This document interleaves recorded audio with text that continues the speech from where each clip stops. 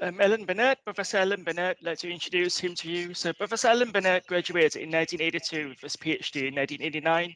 He was an associate professor from 1990 to 1996 in Centrale, Paris. From 1996 to 2001, he was professor in Crane NCI, and he led the integrated design and manufacturing team. Since 2001, he has been a professor at ECNENT and also the Dean for Research from 2007 to 2012. So Professor Alain Bennett has research topics in knowledge transfer, PLM, information system modeling, enterprise modeling, virtual engineering, and obviously additive manufacturing. He has supervised more than 40 PhD students, published more than 150 papers in referred international journals and books. He's also the vice president of France Additive, which is the French Association Additive Manufacturing since 1993, and the vice chairman of Working Group 5.1 of IFIP, which is the Global Product Development for Whole Product Life Cycle, and also a fellow member of SERP. In 2018, he was elected fellow member of the French National Academy of Technologies. That's very impressive, CV Alain Bennett. Alain, we are ready to listen to your talk. Thank you very much for the opportunity. Okay, Alain, would you like to share screen? And we can get. Yeah, thank you so much. Do you hear me well? Yes, it's perfect, Okay, Alain. It's good to see you today. wonderful. So let me share my screen now. Thank you.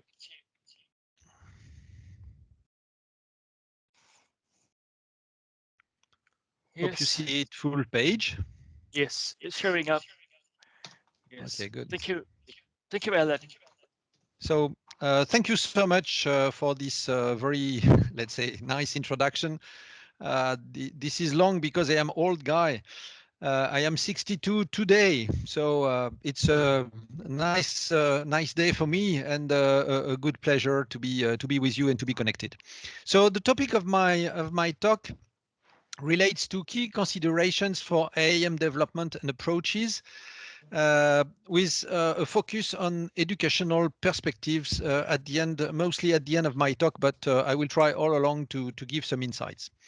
So I have also the pleasure to be a part of the advisory group of the Design for AM Network, and this is my great pleasure and honor to be part of that advisory group as well. So, well, we need to consider that additive manufacturing is really a systemic system, a global system, and it should be addressed with a systemic vision. This is why designing for additive manufacturing is so complex compared to other technologies, because we have plenty of additional freedoms, and obviously you can take them into account, but at the same time you can consider them with respect to the other components of the value chain of including additive manufacturing. And in addition, we have a complex value chain, and we need to get a right interoperability all along the critical path of product elaboration, including design. So obviously we have all the constraints concerning the CAD issues, but also all the different optimization possibilities concerning the product and the process themselves, but also the quality of the part, how to control the part, and all to control the different requirements. Because in the case of additive manufacturing product, we extend quite significantly the requirements to many different issues, not only geometrical or dimensional issues, but also many other characteristics. We will see that what we can control or introduce when we speak about design for additive manufacturing could be or should be controlled in certain with respect to certain certifications, for example. So when we put all these people all together, this means that they have in mind many opportunities, but also many constraints. And when the designers are operating, they have to take into account many opportunities, but also many factors, many concerns that will be all along the life cycle of the product that they are going to design. So designing for additive manufacturing is a real challenge, And this is what we try to address in two very interesting keynote papers within CRP community.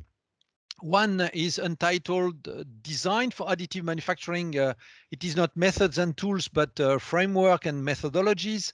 The title has been changed just before publication, because really we propose a framework and the methodology. This is what I am going to present. So this keynote was chaired by Tom Vanacker, and I was supporting him, and as well as Giovanni Moroni from Poly Milano and Jan Gibson. I think, I hope you know Jan Gibson, who is now in University of Twente in the Netherlands, and also Dr. Isha Zhang, who is now associate professor at UTBM in France. Well, this is the paper itself, and this is the paper that you could find on the website of CRP, but also in Elsevier library. And you will see that this paper, long of 24 pages, relates to different applicability of a methodology for designing. And even if at the very beginning you may consider the standardization, and we will hear today David Rosen, who has been very much active in elaborating that standardization, it has to be considered that all products have not to be manufactured using additive manufacturing. So this means that this, let's say, this process could be considered as decomposed in three main phases. Sorry, let me shut down my my telephone. Well, the first one is about the applicability of additive manufacturing. Second is about all the freedom that we have when we design a part now, when considering the capabilities of additive manufacturing technologies. And then we have not to forget that we need to control the parts. Are already mentioned that, but also that we need also some post treatments and post operations and combinations with also different technologies, including different additive manufacturing technologies, but also what we call hybrid processes. And everything has to be checked and taken into account before achieving design. So when we design, I mean, what is interesting is to really follow a global method and a global approach. And teaching design for additive manufacturing could be supported by this framework. And in the keynote that I mentioned, we proposed what I call a practical adaptation of the standard, divided in the, let's say, or highlighting maybe more in detail the different stages, the three stages proposed in the standardization text. One is about the evaluation of AM suitability. The second one relates to design, even redesign products to fit more with the capabilities of additive manufacturing. And the third one is about geometrical optimization with respect to the global value chain and supply chain.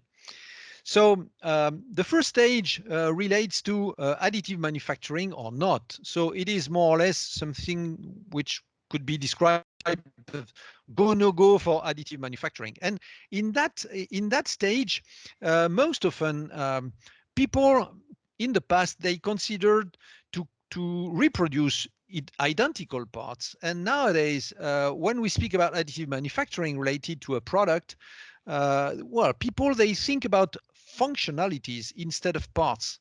So we may consider the part itself, even reconsidering the choice of material with respect to the combination of geometry and material, and also the combination of associating different parts in unique one with respect to given functionalities that you can get directly when you manufacture the parts.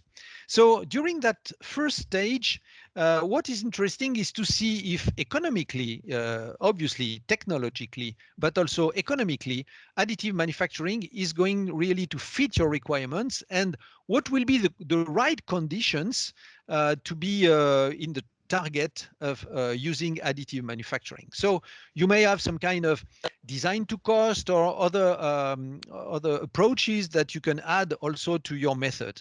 And really, trainees and students, they should have some background concerning these methods more generally. And this is why before addressing design for additive manufacturing, the students, they may have some background. So what we used to use, this is a set of MOOCs that describe many basic principles, but also we want to be sure that all the students, they already know about the physical principles of transformation of material with the different classes of technologies. And based on that, we try to have some kind of decision table in order to apply the different criteria to the decision of using or not additive manufacturing. So this is a first interesting teaching activity to really go through all the different positive aspects that will push you to use additive manufacturing or not. In that case, what is interesting also is to reconsider the way of designing, because when designing conventionally, it is really difficult to consider, for example, internal shapes. And when we consider additive manufacturing, it is interesting to also consider internal shapes. So it opens also the possibility to really optimize functionalities on your parts that is not possible, what is not possible with other technologies very easily. We need also to consider that as represented on the picture concerning dental implants, in the same batch of production, you can produce different parts, even personalized parts. So this opens also new technical and also economical conditions of production that could push you to that technologies as well. Not only the design issues and what you may gain, for example, as material, I will come back to that, but also concerning the possible association of sets of parts combining even different parts from the same sets of parts, but also different personalized parts or customized. So what we need to have in mind is also the integration of the post-processing. Many additive manufactured parts are raw parts and need some finishing operations, but also heat treatments and material removal, and also in order to increase, for example, the quality, the surface quality, but also the mechanical characteristics, and to have maybe also additional surface treatments. And obviously, I already mentioned that, but once again, you need to be able to control the parts and to be sure that at the end they fit the initial requirements that you defined. So when considering additive manufacturing, maybe you may say, oh, it is too expensive. But when you consider the association between two technologies, one additive and one conventional, for example, the combination of both could give you an interesting solution. So when you teach design for additive manufacturing, it is also interesting not to go straight to additive manufacturing, but maybe to take some time to really analyze the possible opportunities of associations of technologies combining conventional and additive, and to see what could be the best combination with respect to some goals, for example, the lead time or the cost or the issues like even quality and so on, just to define the global process of elaboration, not only additive, but also the global process that you will use when you will manufacture the part.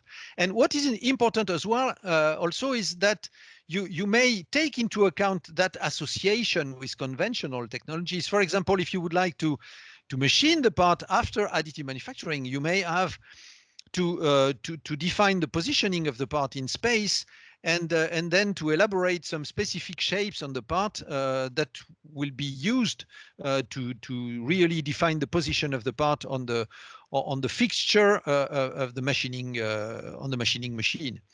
Okay, so you need to consider different aspects, and once again you can address this possible association with respect to different let's say different aspects, and including also material and the possibility to really use that material with additive manufacturing, but also some potential difficulties when you associate additive manufacturing and conventional technologies with that kind of material. Okay, so it is very much complex, and the second stage is really critical. Why? Because you have plenty of freedoms, let's say, but quite each of them will introduce additional constraints and additional even stages along the process chain. For example, if you would like to control the porosity, or if you would like to get more lattice structures, if you would like to get what we call and is called the right weight for the part and so on, sometimes you introduce some kind of balance in your decision-making process in order to really define the best compromise between all these possibilities. And the global optimality does not exist at that time. If somebody have a solution to get instantly, let's say, or even after many computing, but a global optimal solution, well, I think they have the right solution, and they should communicate about that. But I think it is not the case even now. So what is very much well known is about topological optimization and topology optimization. It is not new. It has been created for other technologies, including casting, for example, but not only. And these technologies try today to take into account some different constraints, like the easiness of cleaning of the part, or the fact that we use the minimum of support structures, but also the fact that we can have an equal or equal characteristics, mechanical characteristics, with a lightweight geometry and so on. So you may define many criteria. So once again, for the trainees or the students, it is very much interesting to have in mind different goals of optimization, and to try really to define the different approaches to get the right result with respect to that goals.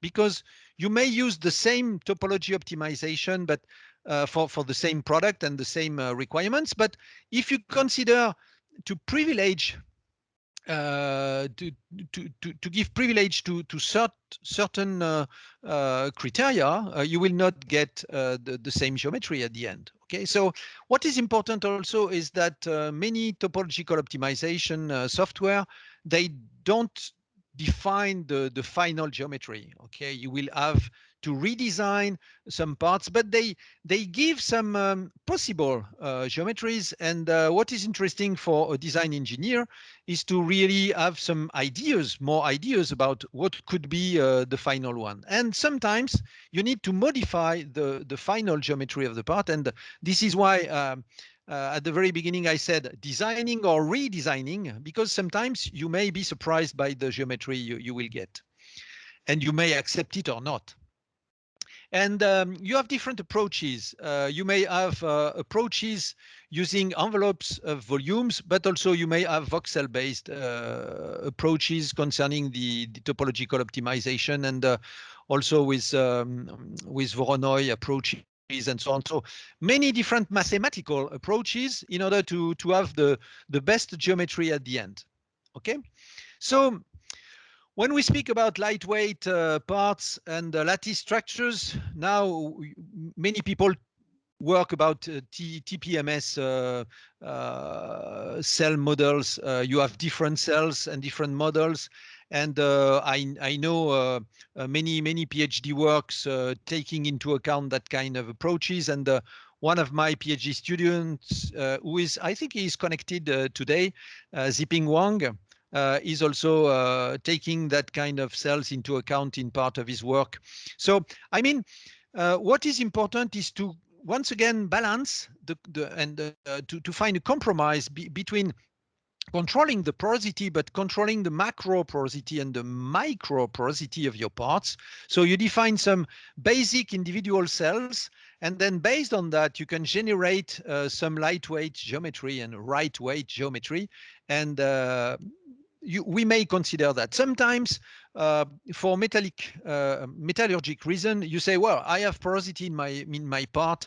It is a pity. I need to go for HIP treatment.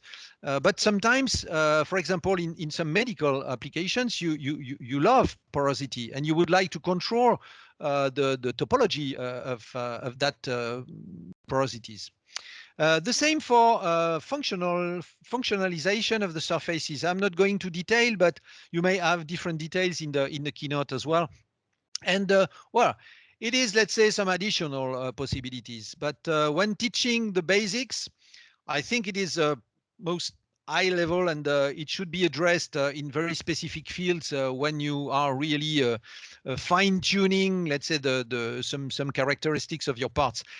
I am I completely agree with some of you. I'm sure that some of you say no, functionality and functionalization of surface are not details. They are very much interesting and so on. I fully agree with you, but this is not maybe the starting point when you speak about design for additive manufacturing, but we may discuss about that if you would like.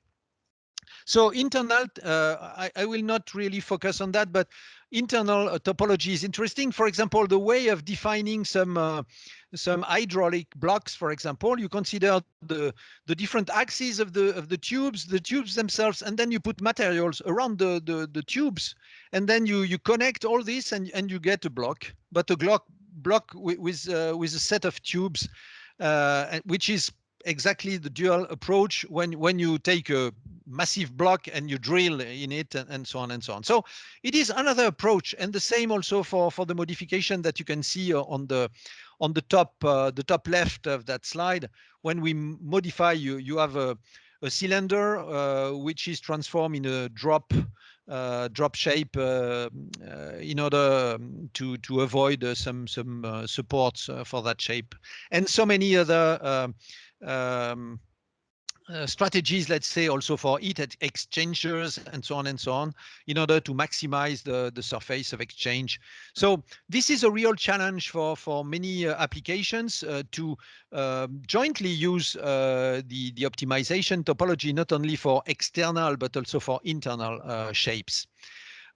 Functional material is also very difficult to address when you are not a specialist of materials. When we speak about functional graded materials or functional material complexity, it is really a complete, let's say, skill. If it has to be taught, but to people who are really specialists of material. If not, well, it is too difficult to address. This is my opinion and my experience as well. And finally, I will finish with that slide concerning the functional integration. This is what I said. Nowadays, we speak about 4D printing also with the change of the shapes along the life in different contexts of use of the parts and so on. So you may really associate functions, but also you may have also the product itself that is able to adapt itself automatically, not automatically, but under the action of some external,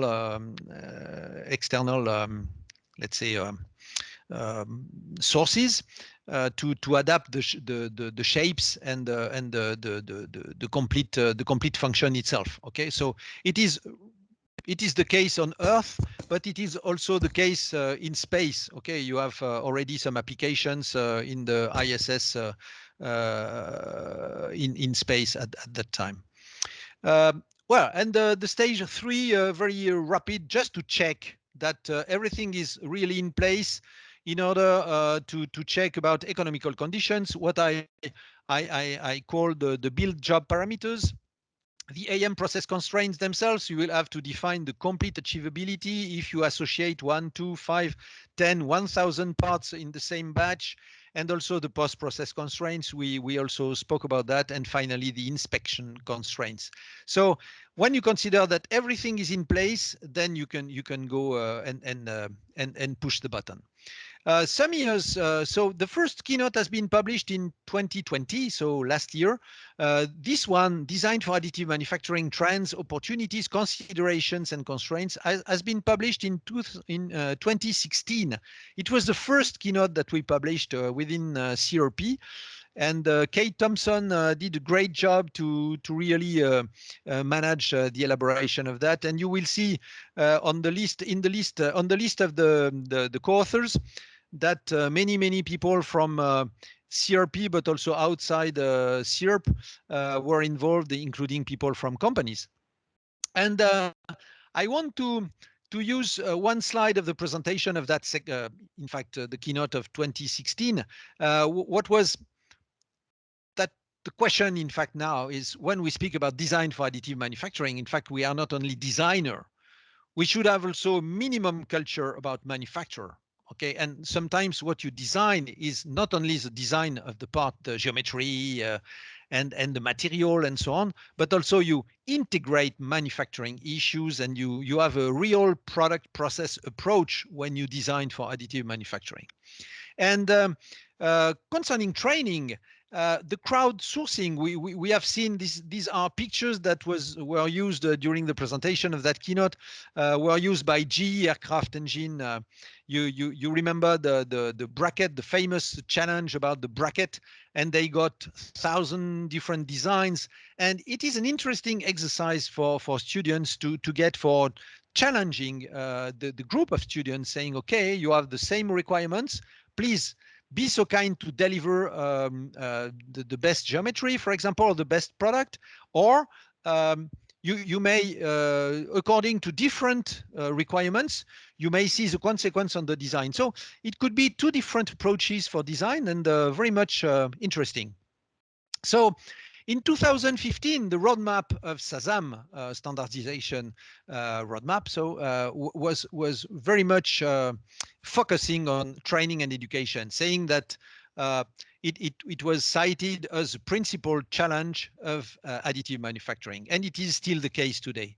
And design as a field of study and practice has to be adapted to include additive manufacturing. So this is what we are speaking today, how to extend design, or how to really open the mind of students to all the possible challenges, but also the capabilities of additive manufacturing. Okay, and I will not really detail the rest of the comments, but AM specific courses are obviously necessary to explain the benefits, but also the limitation, the economic opportunities of all manufacturing technologies compared to conventional. And what is interesting is also to see the possible association. And we already heard about SAM, so the Erasmus Plus Skills for Additive Manufacturing project. You will hear a second keynote today, especially devoted to that.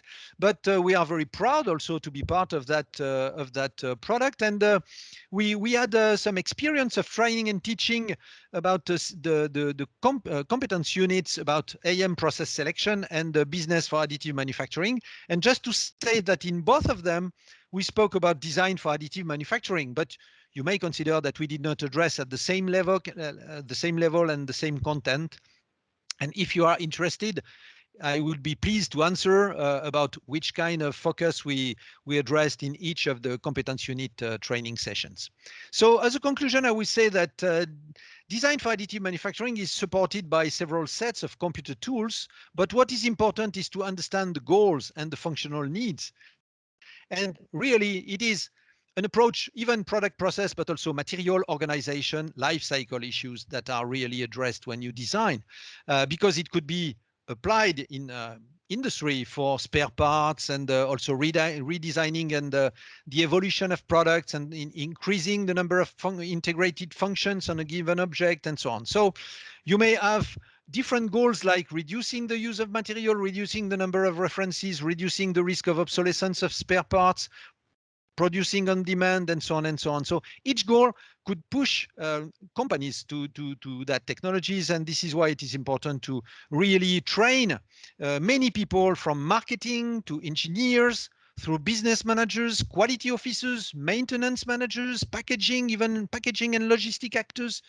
And teaching needs a methodological approach. This is what I try to introduce today, and I hope you have liked this presentation. Thank you so much for your kind attention.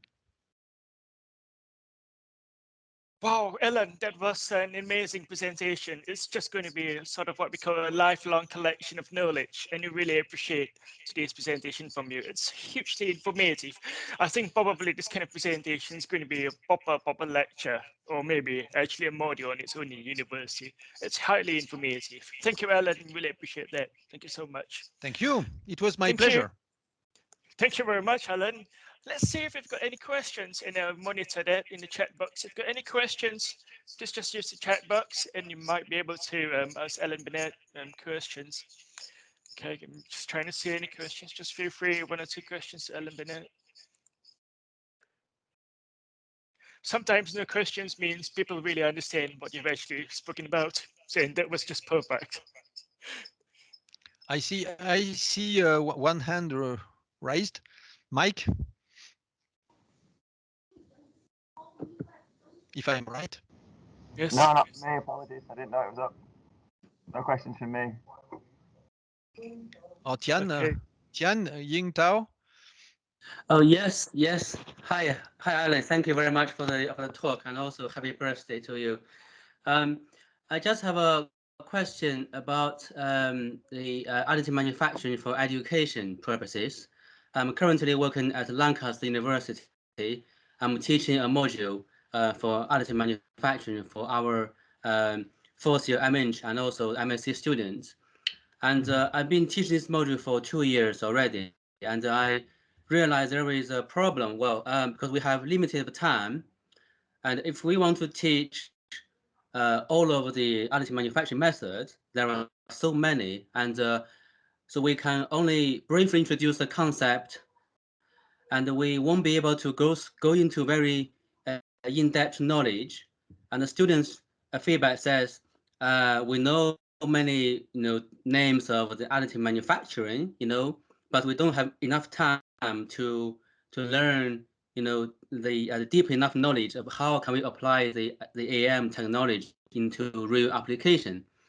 So I want to know, do you have similar experience, or from your point of view, how can we on one hand to cover the entire area, give students a broad concept, and on the other hand to give them deep understanding of the technology and give them some real skills in terms of application. Thank you.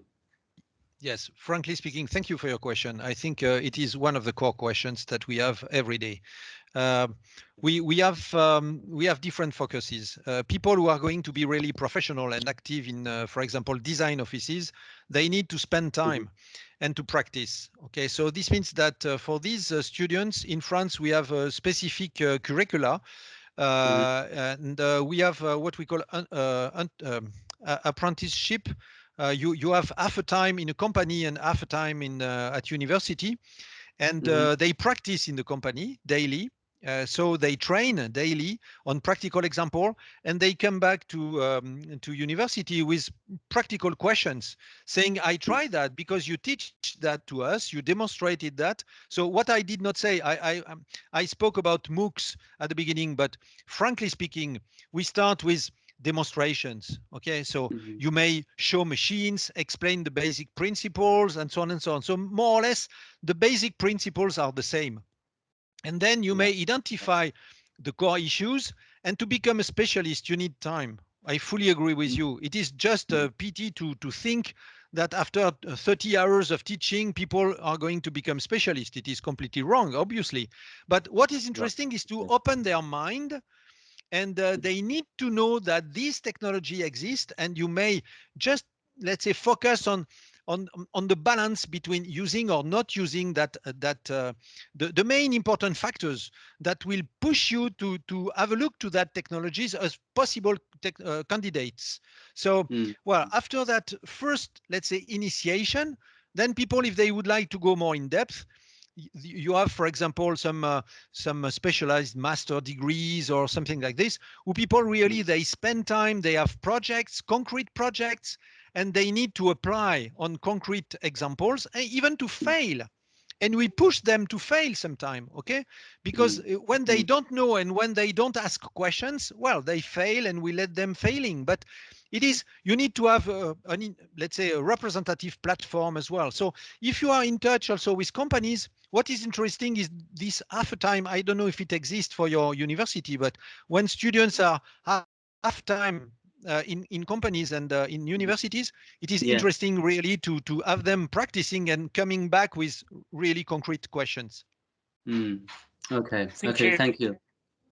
Thank you very much, Alain, and thank you very much, Interoperability. It's good to see you online. I'm quite conscious of If time. somebody, yes, sorry, if somebody have questions, I see another hand raised. They can contact me by email, so they may contact you and or me directly. I think they can find my email on internet, or they can contact me on LinkedIn if they would like. It will be a pleasure for me to reply. So have a nice workshop now. Thank you very much, Alain. Thank you. There's some questions also in the chat box, and I would encourage you to see if you can have a look at the questions in the chat box. But Alain, happy birthday to you. Thank you. Okay. Thank you, Alain. That's Thank great. you so much. Thank you. It's a pleasure, Alain.